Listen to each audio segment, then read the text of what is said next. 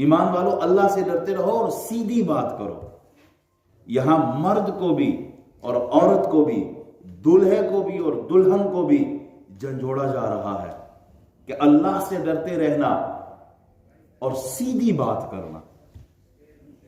اپنے ہسبینڈ سے جھوٹ نہ بولنا، اور ہسبینڈ سے کہا ہے اپنی بیوی سے جھوٹ نہ بولنا. ایک دوسرے کو چیٹ نہ کرنا، دھوکہ نہ دینا، ظلم نہ کرنا، مکر و فریب سے کام نہ لینا، ایک دوسرے کے رائٹس پورے کرنا.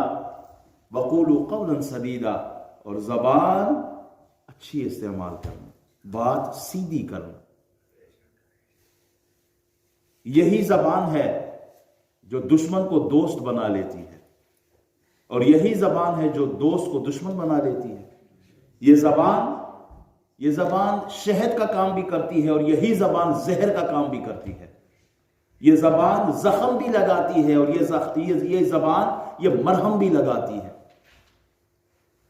یہ زبان یہ گھر کو جنت بھی بناتی ہے، اور یہی زبان گھر کو جہنم بھی بنا دیتی ہے. یہ زبان گھر جوڑتی بھی ہے، اور یہی زبان گھر توڑتی بھی ہے.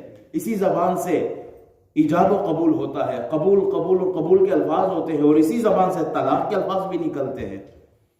یہی زبان ہے جو ایمان کی دولت سے نوازتا ہے، اور یہی زبان ہے جو کفر کی حد تک لے جاتا ہے.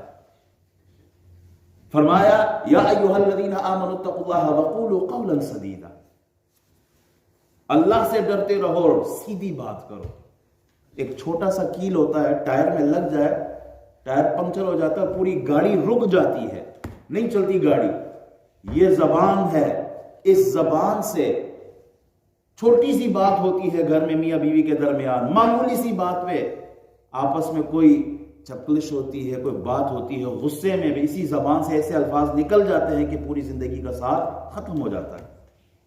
تو فرمایا اللہ سے ڈرتے رہو اور زبان کا صحیح استعمال ہو، بات سیدھی سی بات ہو جس میں مکر و فریب نہ ہو، دھوکہ دجل نہ ہو، ایک دوسرے کو تانے نہ ہو، گالی نہ ہو. یہ نکاح کے موقع پہ جو خطبہ پڑھا رسول اللہ نے، ان آیات کو تلاوت کیا، اس میں یہی میسج ہے کہ ایک دوسرے کا حق ادا کرو. ایک دوسرے کے، یہ زبان ہے جو ایک دوسرے دل جیت سکتے ہیں الفاظ سے، اور یہی زبان ہے کہ پھر ایک دوسرے کا دل توڑ دیا جاتا ہے.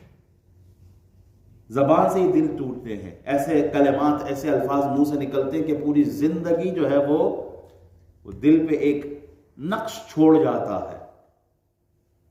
تو زبان کا صحیح